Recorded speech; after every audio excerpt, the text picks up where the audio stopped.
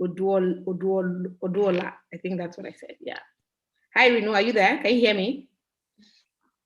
Yes, Oduola. Oduola. Oh, okay. I did a good job. Thank you. Thank you for coming and making our time to join. We're talking about one person and one print. That is that particular thing that stands you out. I'll probably start with Aisha Yesufu.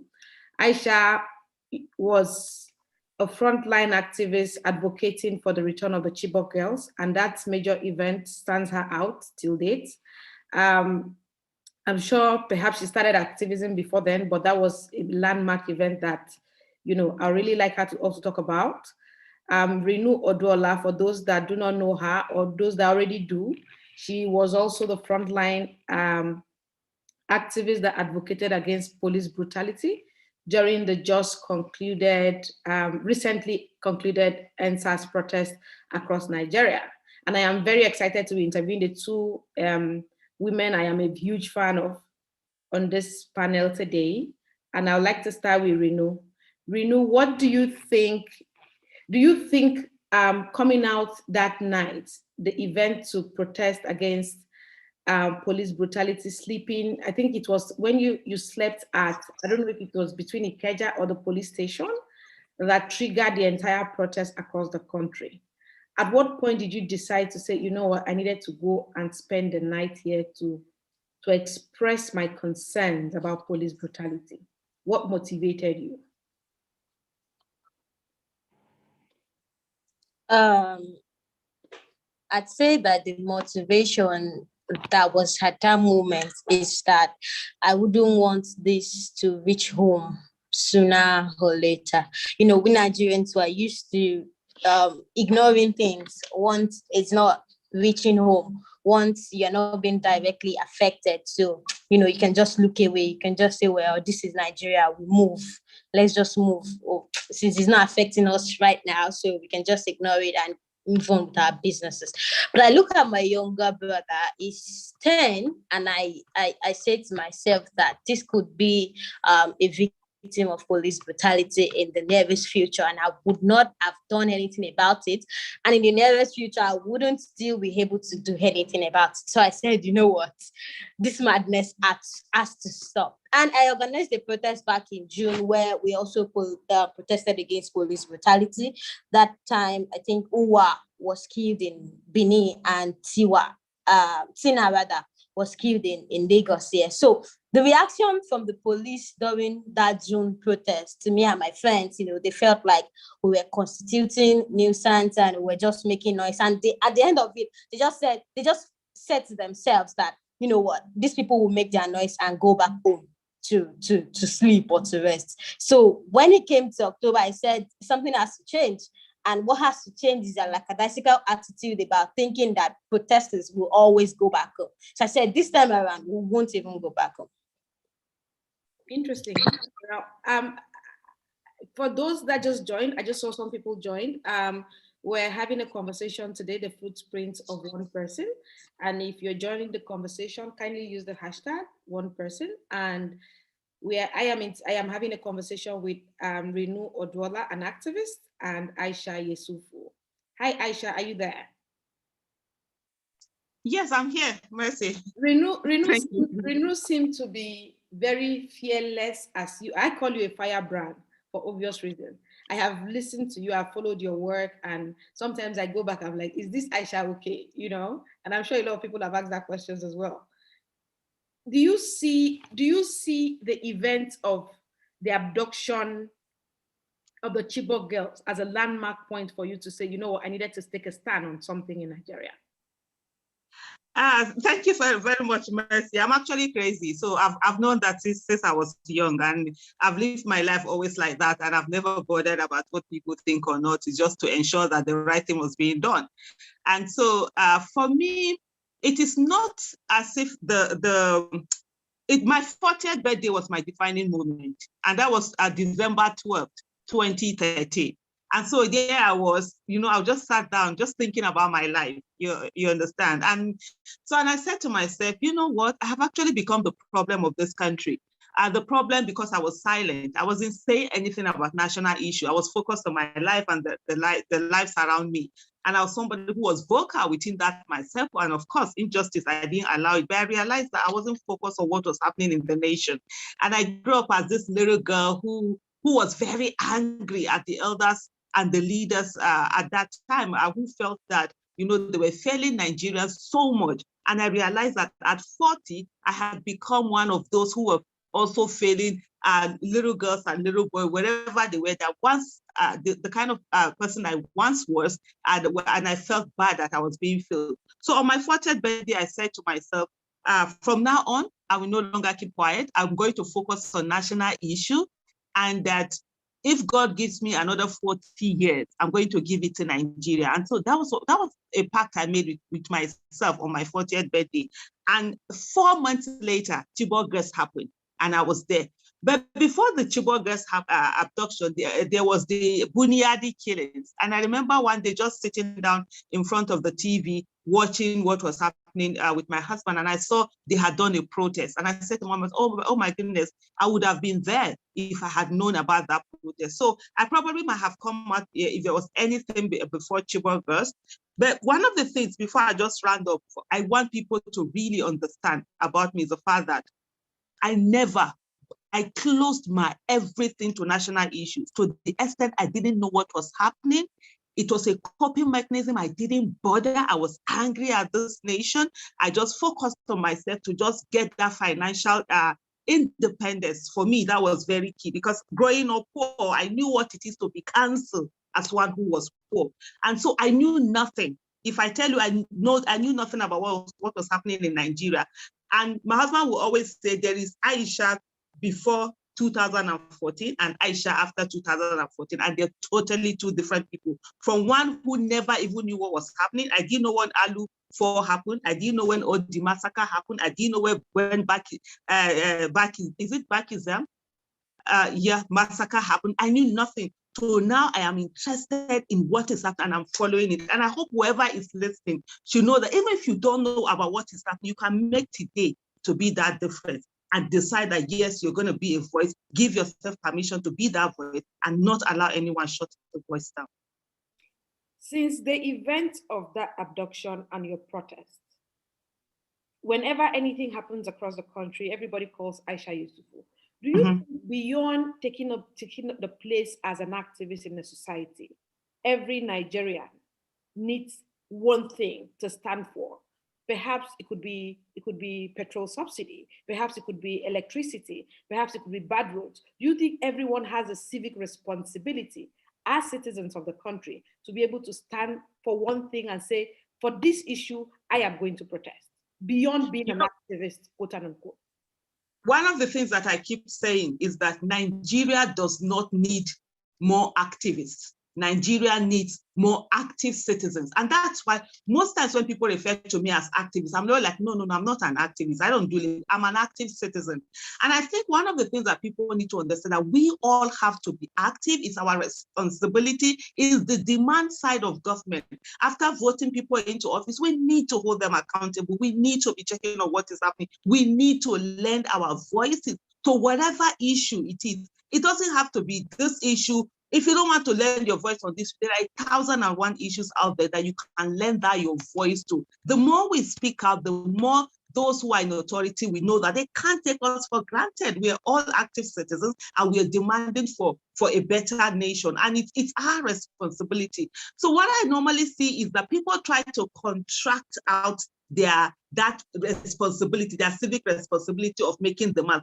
Oh, there are certain activists that should do it. So come out. I'm like, no. Let's all do it together. Let's come out. For me, I'm not like, there's no one voice that it's more important than another voice. All of our voices are important. And as long as we give permission to ourselves to voice out and speak out and keep speaking out, those voices will get to a place where they go on and it is acted upon, or we act upon them, or some other people go ahead to act upon it. So I think everybody needs to have a voice. Everybody's one voice is as important as the other's one voice. Thank you so much, Aisha. Rinu, when I saw your image the night where you slept at the police station, and how you stood up to a government official that night. For me, that was a turning point for the NSAS protest. I mean, people have different events, but that occasion was a turning point for me. For a very young person, were your parents concerned for you? Well, I mean, in Nigeria, whose parents wouldn't be concerned? The funny thing is, I never told them where I was going, because if I had done that, they would have locked the door, and my mom would have kept the key in her bra and not allowed me to. So I just decided not to say anything to them. I decided not to, because I knew that even though our parents are used to, protecting us, to shielding us, if they don't allow us to do something, if they don't allow us to stand, the status quo would have continued. Parents are they're very right in saying, oh, don't go out, because if you go out, then you may get shot, which we later even got shot. We later even got beaten. Hoodlums was sent after us. Of things which our parents knew were going to happen actually happened. But in spite of that, I feel that most parents are still proud, especially my mom.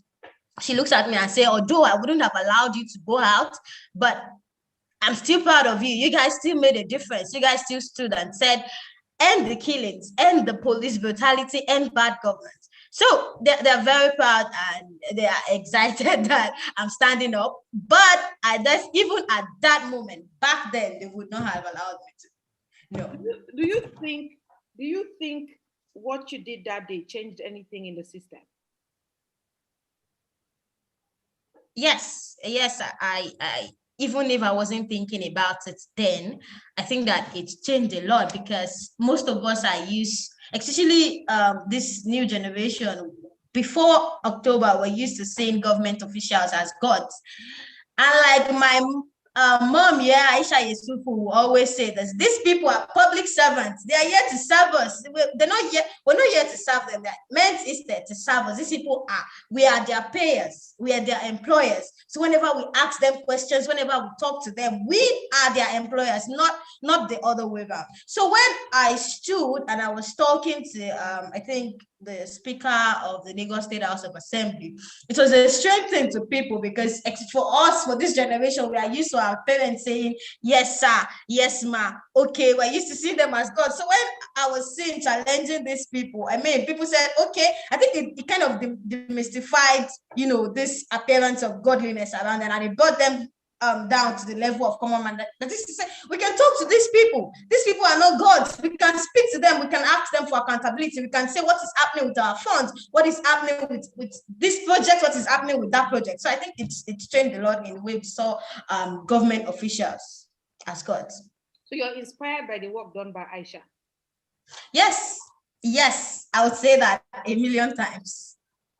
That's that makes sense. That's interesting to hear. Aisha, do you see a future where your generation is going to reproduce more Rinu? Because Rinu just said that. Mercy, hold me there. This is a fierce generation.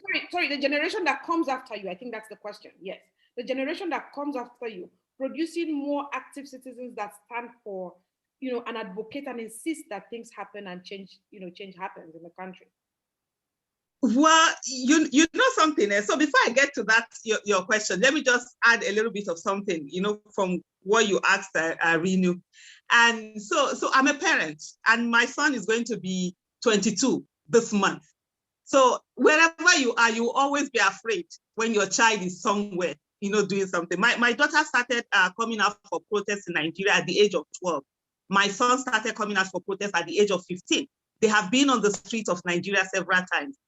Last year, that was around March or April, I can't remember, May, during the Black Lives Matter. So it was my daughter that invited me to protest in Aberdeen. And, we were there, even though, yes, there was going to be police brutality and all of that, but there was still that fear of issue. For then, it was the fear of the virus. Okay, but at the end of the day, there's really nothing you can do. young people, they need to own their voices. So even when our children are there, even when you allow the child, you will always be afraid as a parent, because really, you really want to protect your child and ensure that they are all safe. So it's a legitimate fear that parents have. So we will always have that. Coming to the question that you asked me, whether the generation after mine, so the thing is this. So I'm looking at the question. I'm like, okay, since I don't even know where to come at it from. But one of the things that I would say is that right now we're having youth, and let me say the generation are having more citizens who are active, who are not just active outside, but this activism has to start from the inside. The biggest problem we have in Nigeria is the fact that our upbringing, it's made us to be docile citizens, because we were brought up, and I'm sad to say that even my generation, there are a lot of parents who still behave in that way, where children don't have their voices, they are not supposed to speak, they can't make their own decision, parents do all of this for them, and then they grow up. What now happens is that they grow up as adults, the way we grow up into adulthood, and you replace government, you replace your parents with government. So you are now afraid of government because you were never given a voice. But I see more of now that, should I call it internal democracy, working in families, inside families, where children are having more voices. They can talk to their parents. They can contradict. They can have different opinions. It's not about respect. So I see, for me personally, growing up, when I decided to have children, I said to myself, I was not going to have children that I would tell them to do everything I tell them to do, they do it. No, I told my children, you don't have to obey me except when you know you want to. And you don't have to respect me just because I'm your parent. You only respect me because I'm worthy of that respect. And so I've never been one to say to my children, you have to do this, don't do that. No, I give you the information, I tell you what the consequences are, and then there are the repercussions for any consequences, whatever decision you make, and they're able to make informed decisions. In this way, they are able to hold their own. Let me just round up by giving you one example of my daughter. When she was around 10 years of age, I was taking my son to school. My son was around 13 as of that time. I was taking him back to boarding school. This boarding school, they were very strict. 8 p.m., the gates are closed, you can't go in. And so we went to I think we just delayed a bit before we got there. So I had two options. If I go the wrong way and carry a one way, I'll be able to make it.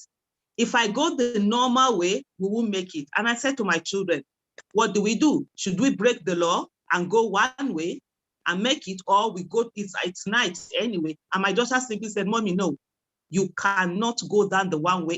It's wrong, it's against the law, and you can't. And of course, that was it. I went the long way. We came in and we were late. But at the end of the day, on that day, we had to go back. The following morning, my son that I would usually take so much time to wake him up was already awake. And he was dressed and ready to go to school. So 3 of us learned our lessons that day. My son learned that there was consequences for bad behavior. My daughter learned that she had a voice that she can use and it can be heard. And I, of course, knew that whatever it is, I had to do the right thing at all the time and ensure that everyone had a voice. So it's very important for us to be deliberate in how we bring up our children if we want a nation that have active citizens. Thank you so much, Aisha. There's a reason I call you a firebrand, because whenever you speak it, everybody has to stop to listen to you. Thank you so much for that passion and the energy. Thank you, sister. Bring to the conversation. If you're just tuning on or you're just joining on, we're having a conversation about the footprint of one person, brought to you by Enough is Enough Nigeria. And this is the 11th anniversary of EIE. And we're happy to be here to have this interaction with two frontline activists in Nigeria, Rinu Oduola and Aisha Yesufu. If you do want to tell us about your one stand, that one thing that you've been able to stand up for, or that one event in Nigeria, I mean, it might not be in Nigeria, anywhere in the world that you are, kindly notify us so we can bring you up to talk about it. But Rinu, I just want to go back to you a bit. Putting yourself out there comes with its consequences. And I have seen how sometimes you've really come under attacks by either supporters of government that do not want to keep saying what you're saying, or people who generally do not think that what you're doing is a good cause. Do you have regrets? Have you ever had time where you ask yourself, who said, like they say in Nigerian pidgin, who sent me work? So in Nigeria, even apart from the people, the government agents that will literally attack you, at times you need to get some kind of strength, that as you're fighting, you also need to get some kind of strength and protection against the people you're fighting for, because literally most times they will come back to come and attack you and say, why are you even fighting for us? Who sent you message? Who sent you work? But like Aisha Yesufu, a renowned activist, who say, all die and I die. And if you are keeping silent, you're dying. So it's better to just speak up and just make impact. Just just do your thing and just know that you're making impact. You're making you're helping people in your own small way. Not that you're just keeping quiet and you're just watching injustice and oppression going on. So at times you'll be like, oh my God, this is all too much. The pressure, the death threats, the having to move from place to place. At times Aisha Yesufu will call me and say, I hope you are not bothered about all these things that is going on.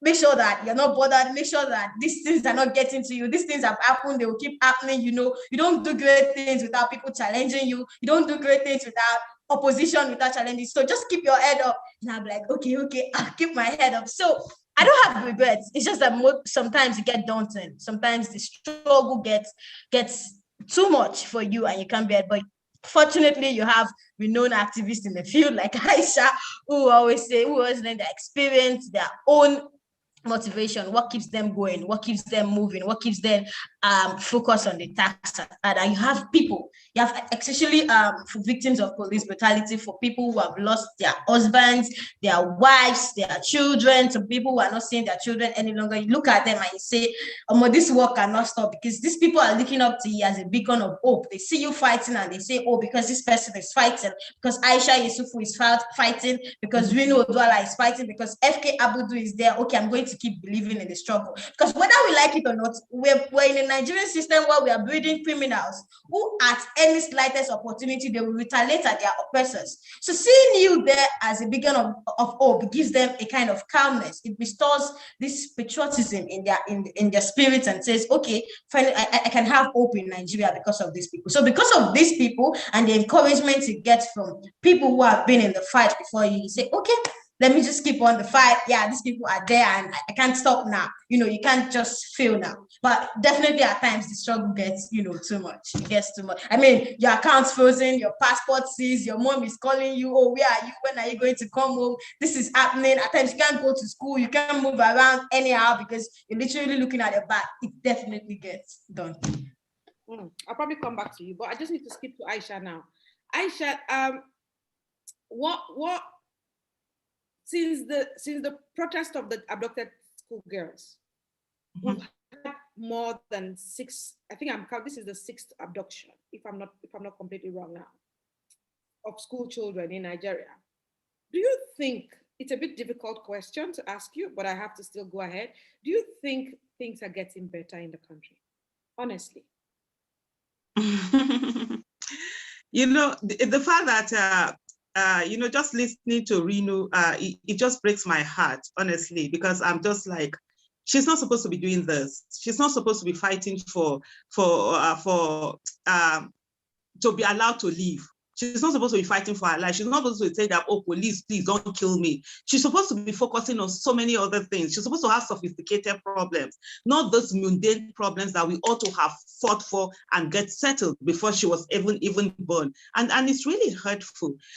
So back to the question, things are worse than they were. Things are absolutely worse than they were. But I see sometimes when people talk about the fact that, oh, you shouldn't have made certain choices in 2015 because until now, that's not it. The fact that things are worse doesn't mean that choices shouldn't have been made in 2015. It meant that we should have continued with that mindset, because 2015 was Nigerians owning their voices Nigerians getting their power, Nigerians knowing that they were the ones in charge of ensuring who came into office or who did not come into office. You know, yesterday I had to just think back of some of the this thing that we've had, attacks on schools. It's so mind-boggling that things are getting worse. Is it you look at the one of Gujba, School of Agriculture in Gujba, Yobe, that was 2013. There was a school, the training school in what's it called now, in Kano in 2014.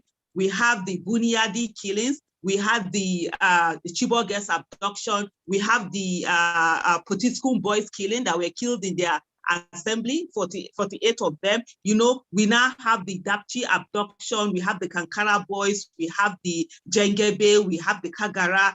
And then, you know, we're having this now. It's really sad that things have worsened.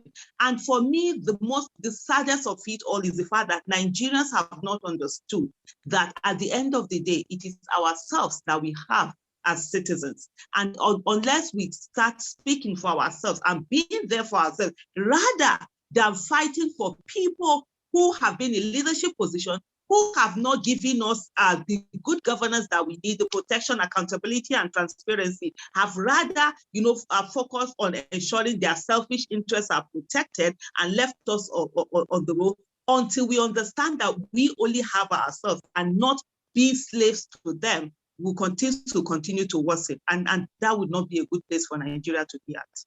Before we came on this conversation, I was just watching the video that the terrorists released from Kaduna, the abducted students. You could see that they were being flogged. Some of them were crying, and it was so depressing. I'm not sure how I want to ask this question. How do we get out of this? I think that's, you know, Aisha, back to you. Sorry, Rinu, I'll be back to you. Well, this is so how do we get out of this? It's very simple. It's for all of us to become active citizens. It's for all of us to have our voices, just like enough is telling us that one voice can make a difference. When we realize that every one of us, that one voice coming out and speaking out and talking about the issue and say this is not acceptable, is going to make that difference. When we hold our leaders accountable, irrespective of their gender, irrespective of their religion, irrespective of their tribe or whatever, and we say to them, do the right thing, or you get out of office, then they will be forced to do the right thing. Right now, the people we have in office do not have the incentive to do the right thing because they know they've got us fighting. So people, you see adults some of them in their 50s coming out to attack Rinu because she came out to say, stop killing us, allow us, the youth, to have a life. They will go after her. Meanwhile, the government that hasn't protected them, that hasn't been accountable to them, that hasn't been transparent with them, they do nothing about it. So when we citizens want Nigeria to work, Nigeria will work. Until then, the so-called rulers we have in office, we continue to get away with a whole lot of shenanigans. I will be busy saying that, oh, the subsequent ones are worse than the previous one. And so let's clap for the previous one that actually failed. And that's not going to take us anywhere. Thank you so much, Aisha. I think I have someone comment. His name is Moses Eze. He said he has something to say. I don't know if we can let him in to talk about his one stand, but I want to be able to introduce those that are at the participants to come talk about the one stand or one thing they want to be able to stand for in Nigeria. Rinu, back to you before our guests start joining. Beyond NSAS, do you think this is a conversation you will keep having moving forward? And you have to move on beyond this debate about police brutality and perhaps go to talk about something else differently. Well, we cannot definitely keep protesting forever. And at some point in time, we need to, translate or bring that fire in our fights into actually changing political structures in the country. Because for me, I cannot imagine that despite what happened in October, despite how many youths got shot, despite what happened at Lekki Toge, despite the reaction that every Nigerian can see that the government had towards this NSAS protest, towards just telling them that, guys, you need to stop this systemic rot that is, this systemic impunity that is around the police system. You need to caution these people, create some kind of structure that punishes police officers for their actions, not just the ones that gives them the impunity to tell us that they will shoot us and nothing will happen. And to that, we all saw the reaction of the Nigerian government just because we said, oh, tell your people to stop killing us. It shows the level of acceptance that we've had as Nigerians towards oppression, towards injustice, towards police brutality. It shows that even at the judicial panel, people, most of the victims that came there had already even gone to the courts to get judgments. And the police will refuse to pay them. And the Attorney General will refuse to sign the documents that will allow payments to be made to these people. So these people just keep languishing in injustice. They go to the court for years and no payment gets done. Nobody gets punished. No justice gets administered. And like I said earlier, we're just breeding criminals that will retaliate. This is what is costing citizen to police hostility. Because by the time you're not allowing these people to heal, you're not giving them a medium to tell their stories. You're not giving them some kind of compensation towards the injustice which they have gone through. Imagine a victim of police brutality that was shot in the leg and cannot go about her normal duties, turns to the Ministry of Justice in the country to say, I do not have anywhere to turn to for help. This is the Ministry of Justice. Guys, please help me. And the Ministry of Justice writes back and say, oh, we do not have any money to help you take care of your healthcare and legal bills. So go on your own. So the society is pushing away the citizens that is supposed to embrace. So the conversations definitely have to continue. We cannot start answers, then at some point in time, they now stop and say, oh, the conversations are over, because clearly police brutality is still ongoing. There were still cases yesterday, there were still cases day before yesterday. Hundreds of people are tagging me every day. At times I'm literally afraid to go on my social handles, because now you're seeing several people tagging you everywhere and there, and you yourself don't know where to turn to for help. Who do you call? Is it the governor that says there were forces beyond this control that allow soldiers to go to the toll gate? Is it the ministry, the Attorney General that refused to sign documents that will allow payments to go to the victims? Is it the president that is not even aware of anything that is going on in the country and recently said that as the Minister of Petroleum, he was not even aware that there was a hike in petrol prices? So he's sorry. So these conversations definitely have to continue. And if there are any mediums or way for me to continue saying it, like Aisha Yesufu will say, for you to continue lending your voice, you definitely have to. But at some point in time, the conversations have to translate because if there's a wider picture here, there was a reason why at some particular point in time during the NSAS protest, the hashtag changed from ending SARS to ending bad governance, because now there's a wider picture. Police brutality is just a branch of the root of the systemic fraud that we have in this country. So we know definitely that bad governance is the cause why the Nigerian government will have been promising us from 2016 to end SARS, and we'll still see SARS back on the streets. It is ignorance of their citizens' demand, ignorance of the citizens' pains and art. So at some point in time, like I was saying, the conversations will have to translate to ending bad governance. And I'm happy to take part in anything that has to do with that 2023 elections, whatever way, whatever medium we can use to impact. Because like I said from the start, I cannot imagine these criminals that we have in our elected offices coming back again for another 4 years. It's going to be unimaginable. Thank you so much, Rinu. Would like to bring up Eze. Hi, Moses. Are you there? Hi, Moses. Hi. Good evening. Good evening. Good evening. Welcome. We're pleased to have you join. Yes. Can you tell us about that one stand for you? Okay. Thank you so much. This Moses Eze from Abuja, Nigeria. I wish to appreciate enough for your amazing jobs you've been doing, and I wish to thank Mrs. Aisha Yesufu. She's not just an activist, I call her a hero. You know, I've met her, I've known her for a while. She's a very amazing woman. You know, she has been fighting for Nigerians and Nigerians at large, not today, it has been for a long time. I just want to appreciate her and encourage her. I want her to know that she's inspiring all of us, the young persons out there. During NSAS protest, she did amazingly job. Like, she was one of the, person that morning, night, even under the rain, she was along with us. I want to appreciate her, and I want to tell her that history will write her name in the golden book. Let her not be shaky, let her not be moved. I am turn to my fellow young person, Renu. You are doing a wonderful and amazing work. Keep it up. We appreciate you. And I want you to know that millions and thousands of people, young people are looking up to you. You are inspiring them.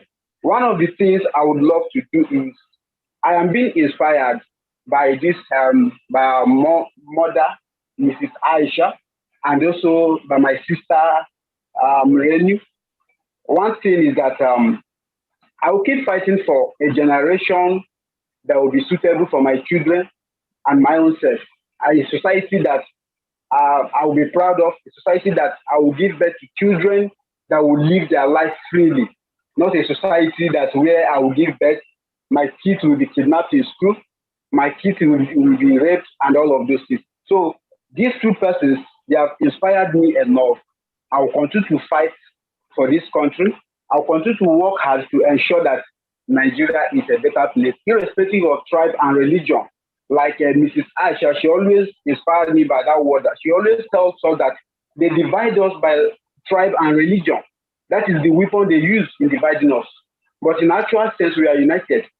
Taking a look at the NSAS protest, Nigerian youth were united.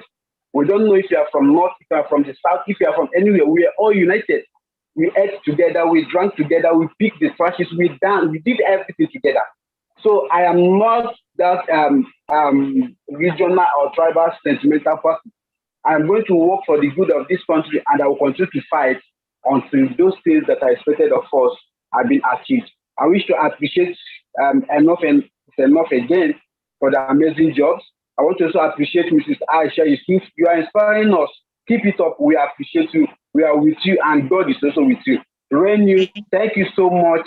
You are a hero. Keep it up. You are inspiring all of us. We love you guys. We appreciate you guys. Thank you so much.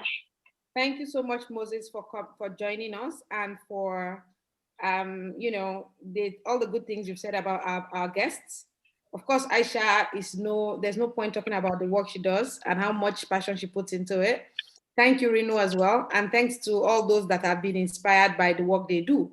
I think I have someone else who wants to come on. Ezekiel Akolawole Kehin, if you're there, if you're not up yet, I'll probably just go back to my guest, then we'll probably come back to you. Okay, Ezekiel is here. Hi, Ezekiel. Where are you calling us from? Welcome. Hello, Ezekiel. Can you hear me? Okay. I think Ezekiel, perhaps his network. Can you hear me? Yes, I can hear you now. Oh, okay, great. Good evening, everyone. Good evening. Good evening, everyone. Good evening, Madam Aisha. Good evening, Rinu. Thank you so much for an opportunity to speak on this platform. And thank you to everyone for the great job that you guys have been doing for Nigeria and for humanity. Thank you, Innovation of Nigeria. Thank you, everyone. I'm Kenny, and I just want to say a few things about this one stand thing. You know, as we all know that a tree cannot make a forest, but a forest can be started by one tree. So, and I believe that we have seen from the NSAS protest how that the voice of one person matters a lot. And it matters because everybody cannot start talking all at the same time. It has to begin from someone. Before fire raises down an entire building, it has to begin from somewhere. It has to begin from a particular point in the building. So the same thing applies to standing up for the rights of the citizens, standing up for the, for the country as a patriotic citizen. So I think one of the things that Nigerians need to understand is the fact that, let me quickly say this. One of the things I noticed, and I think Madam Aisha mentioned that on our Twitter platform today, how that some Nigerians don't even understand when they see people speaking or standing up for them. Many of them will even fight back. Why? Because they feel that, okay, maybe this person talking also have an ulterior motive, or this person talking also have, personal interest or wants to get something by doing this. But I like to tell people that there's personal interest in everything. Just like Madam Aisha have said, and like some other people have said, when we say we want to fight for Nigeria, there's actually a personal interest attached to it. Why? Because I, for one, I want to see a country that I want to, have a country that I can be proud to call home, a country that I don't want to say that I want to leave my country and go to another man's land, a country where I can be proud to say, okay, this is the country where I'm from, and this is a country that has a good name all over the world. So that's one of the reasons why I'm speaking up for Nigeria and why I'm not going to stop. But where the issue comes up is when personal interest begins to, move into selfish interest. Some people have caught the fire of, let's say, okay, let's do politics, let's also participate, let's get involved. But on the long run, they forget the reason why they started in the first place.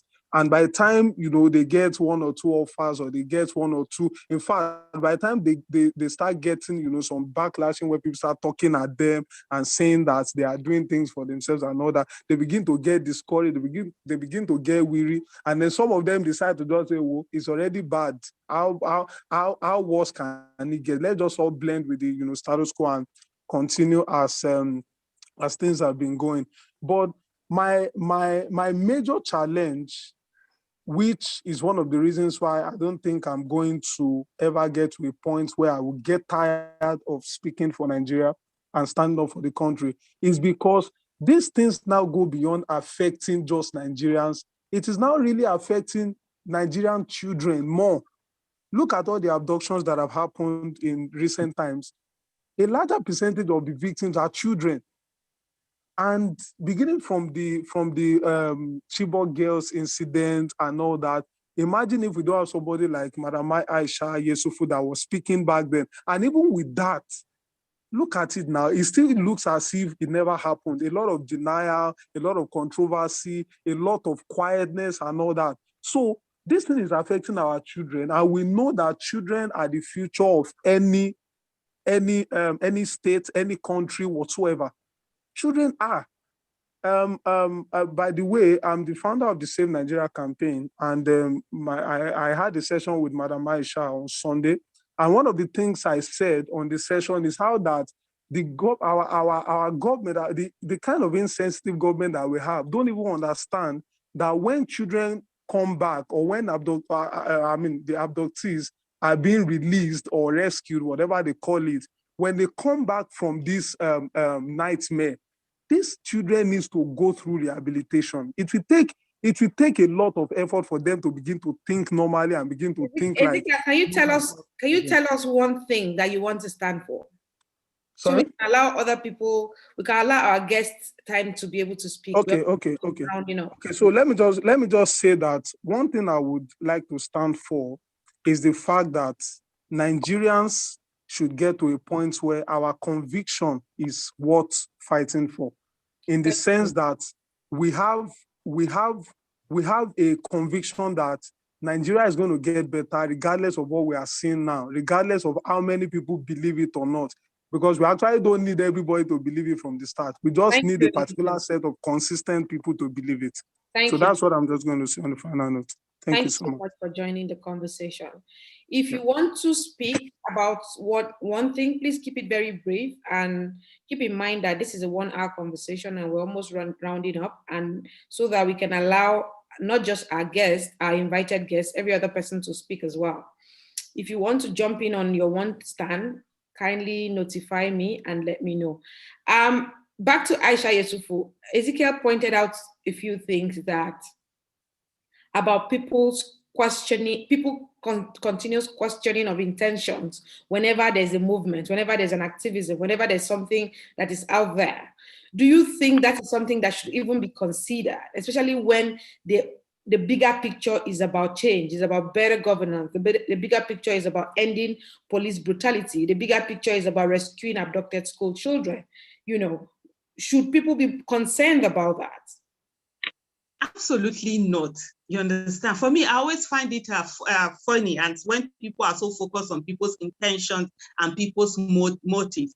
The only one of the places where I see it comes to work is the fact that there are so many people who are looking for ways to malign other people, and then to give excuses for them not caring enough or not having the shared humanity or working on looking at the social contract that we have with our government to speak out, and then they look for anything to denigrate every other thing so that they'll be able to say, oh, this is the reason why I didn't join them, because oh, they're going to do this, oh, of course they're doing that. For me, that's not the issue. Whatever somebody's intention is the person's personal business.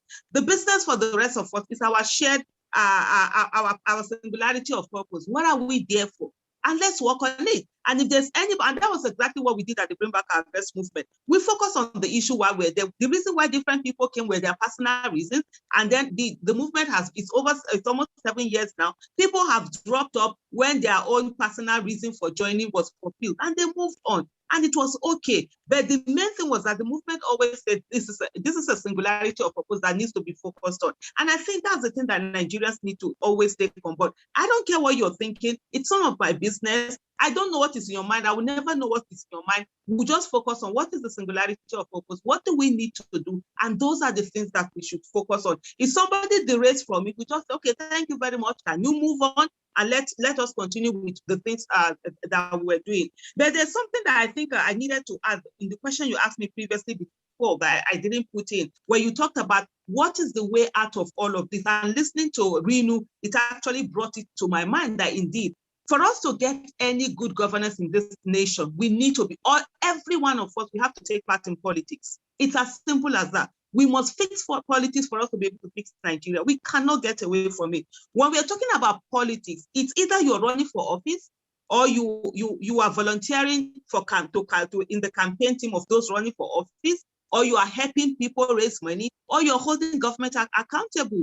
The fact where people will say they won't take part in politics, it can't work anymore, because we need good people in governance. We need people with competence, character, capacity, people with empathy, people who are brave, people who are courageous, people who are patriotic, people who are innovative, people who know that public service is about serving and it's not about focusing on their selfish interests. So every one of us must begin to look towards that and ensure that we get the right kind of people in. And most importantly, Nigerians should stop shaming people out of politics. The issue of, oh, you think by grammar, oh, laughing at the person, oh, let's see how many votes we get. That should stop. We are only shooting ourselves in the foot. We sit down, and also, most importantly, we must give money to people who are running for offices. We must not expect that they will use their money. Otherwise, people who have looted this country will continue to use their money to perpetuate themselves in office and continue to give this bad governance that is affecting every one of us. Thank you so much, Aisha. I'll probably say this is the point where I say that enough is enough is 11. And we probably have all, in a way, benefited from the activism by the organization, led by the organization, to show that the system, that there are young people out there that are interested in how things are governed, how things are done in government and outside of government, insisting that it doesn't matter if it is just Chibok girls, it doesn't matter if it is Buniyadi boys, it doesn't matter if it is electricity, Kankara, or insecurity across the country. The consistency to be able to ask and demand at all times. And I must just say that when EIE started, I'm not sure a lot of people know this. I worked at Enough is Enough Nigeria, and EIE's formation was inspired by the protests that demanded for the constitutional, for the right thing to be done when Jonathan, then Goodluck Jonathan, who was the vice president of the country, and Umaru Musa Yar'Adua, then the president that was between incapacitated or nobody knew where he was at the time. So the group was, influenced by that protest. And I must say that it has been an interesting conversation. I don't know if there's anybody who wants to come up and speak, but before I move on to Rinu. Mercy, can I just chip in something before you move on to? Yeah. So interestingly, today I spoke about the whole issue of, I was taking Nigerians through the whole issue. And I said something. I said, when they demonstrated in 2010 and insisted that then Vice President Goodluck Ebele Jonathan should be made acting president, you call them heroes. When they demonstrated in 2012 against the fuel increase, against the removal of fuel subsidy, you call them traitors.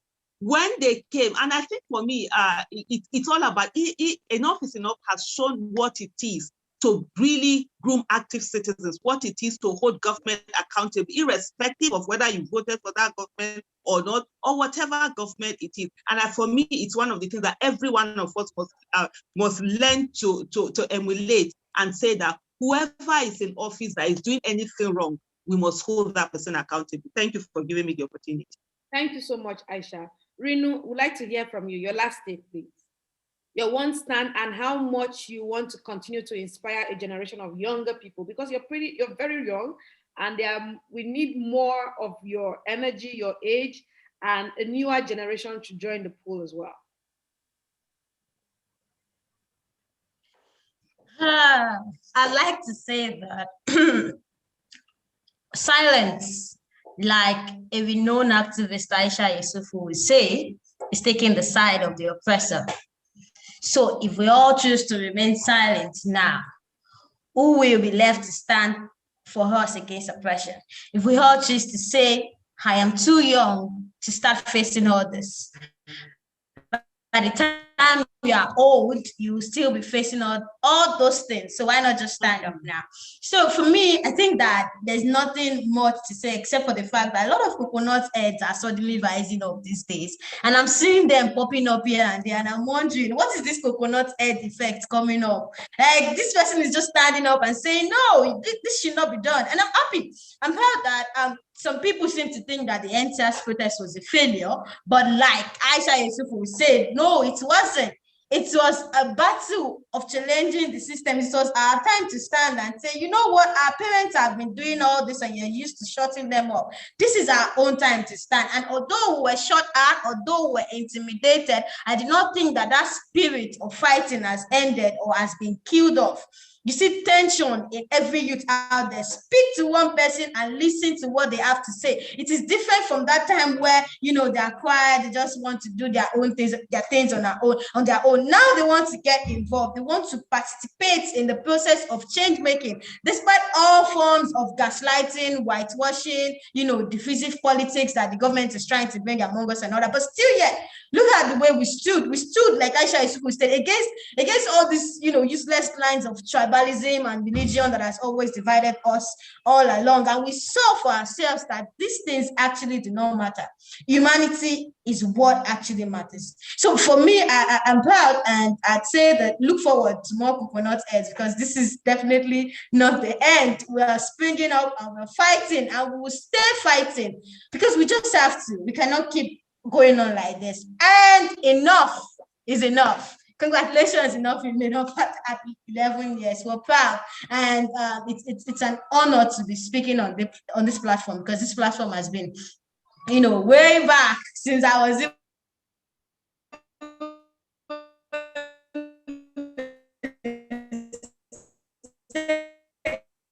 secondary school.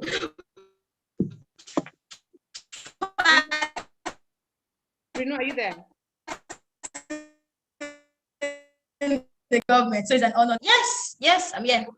Thank you. So I think I got, yeah. Thank you. I think you had a glitch at some point. Thank you so much. I see Yemi up. Yemi, you want to say something?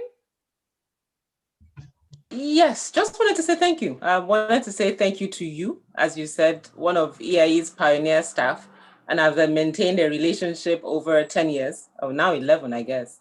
But thank you very much. Thank you for serving at those early days, and thank you for keeping Your interests haven't deviated too far. You're still doing elections, you're still doing journalism, you're still working on citizens' issues. So it's really good to I've watched you grow over the last decade. So thank you very much. And also for accepting to moderate this conversation. To Aisha Yesufu, who I met when we protested Bring Back Our Girls, now, as you said, going to be 7 years ago, who has not only become a co-fighter for Nigeria, but also a dear friend and a sister. Thank you for always, and I said people, I guess a lot more people know you now, but people used to be quite deceived because of your hijab wearing and the way you looked. But when they now hear her speak, they're like, hey, as in, did we just hear? But now people are not as shocked now when they hear you speak. When sometimes I couldn't speak English.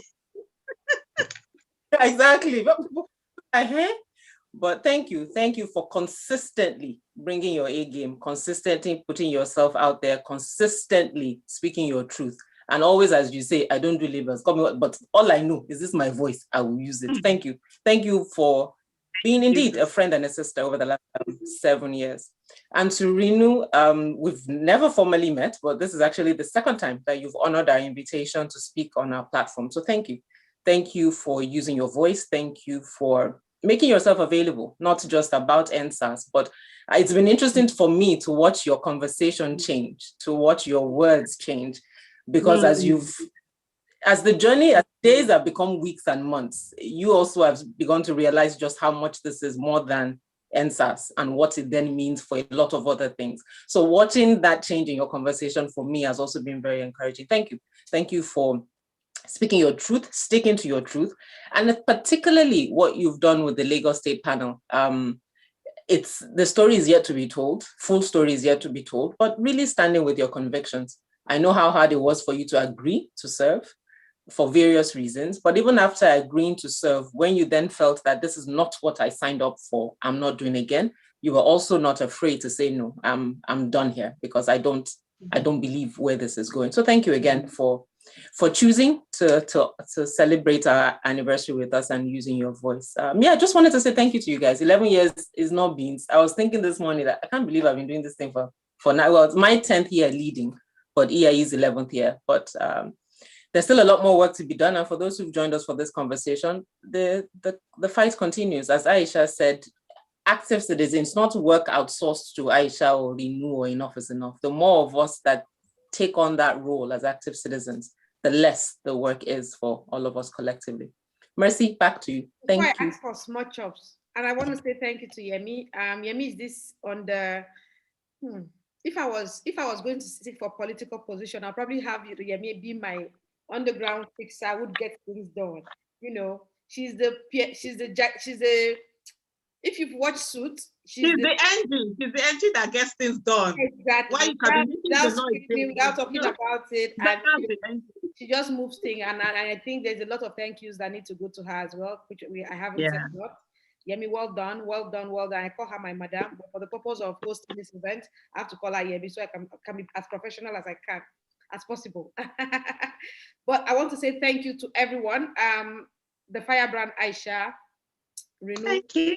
Well done. Thank you for coming up, and happy birthday in EIE. Keep doing the work you do. We're proud that there's someone out there speaking for us. I think at some point I have gotten to a point where I say, you know what, I beg, I am tired, But when organizations like in EIE is there, when Aisha is there, when Rinu is there, I am hopeful that, loss, at all, loss. There's somebody standing in the gap, like they say in the Bible, or like Christians say, standing to demand, to ask, and to keep asking. On that note, I want to say, have a good evening from Berlin, Germany. My name is Mercy Abang. Thank you so much for having us. Thank you so much, Aisha. Good evening. Good evening. Thank you very much, everyone. Bye. Bye-bye. Thank you. Bye.